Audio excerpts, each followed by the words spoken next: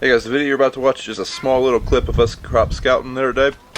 Thought I had some good valuable information, and thought some people that geek out on, crops like me might find it interesting, so enjoy. Oh yeah, don't forget to thumbs up the video, and if you need some merch, there's a link in the description. And this might be a sneak peek of what the next video holds in store.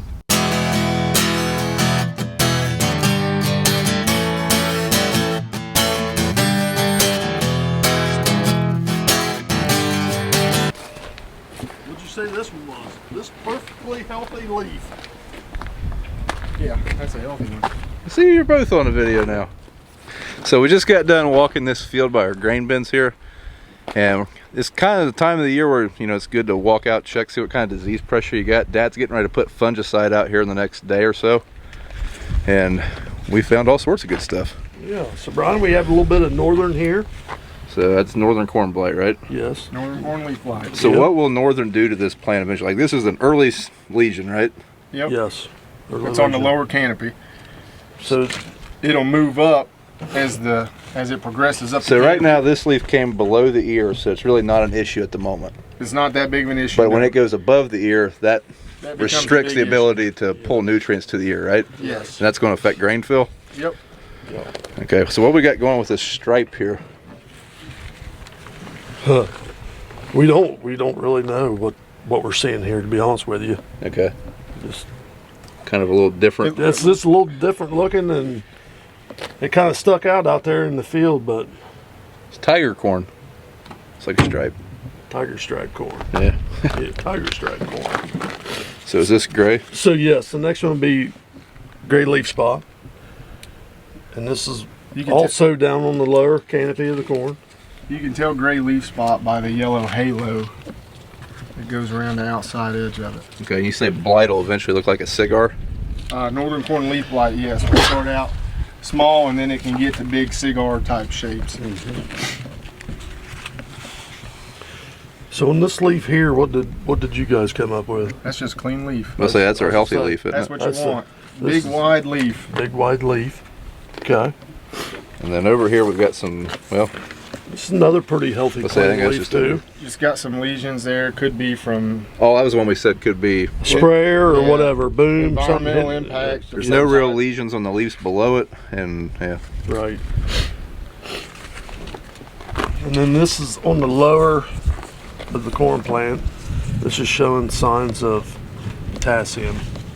It's needing more potassium in the plant. Okay, and you're able to identify that because it's working its way in towards the center of the leaf? It starts at the outside and works its way in. If it's nitrogen, it works through the center of the plant and goes out. Okay. So that's the difference of what we're seeing there. And that's what you're seeing on the next leaf is nitrogen. Yes, this one will be nitrogen. Okay. So that's just a leaf that for whatever reason, or plant that just for whatever reason was lacking nitrogen. Right. Just looked like early on, it was an early leaf down at the very bottom. So early on, it just didn't have the nitrogen that it wanted at that time. Yeah. And so even after finding all these things in this field, how would you rate this field's health, I guess, for this stage of the game? Overall, still pretty good. Mm-hmm. So nothing really above the ear leaf. All the pressure's still all the down. pressure's still down, so you got time to make a timely application of fungicide and keep that pressure suppressed, and should turn out pretty good. So earlier when we were talking in the office, I remember you said something about even if you walk this field and it looked clean, you're still going to see some kind of benefit from that fungicide based on what? Those fungicides, the newer technologies and newer chemistries in the fungicides, I mean, you can get respiration help, water utilization, and then still overall general disease suppression is what you want out of them. But there's other secondary benefits that a lot of people don't really think of when they're looking at a clean field and trying to decide whether or not I need to spray it. Disease can come in late.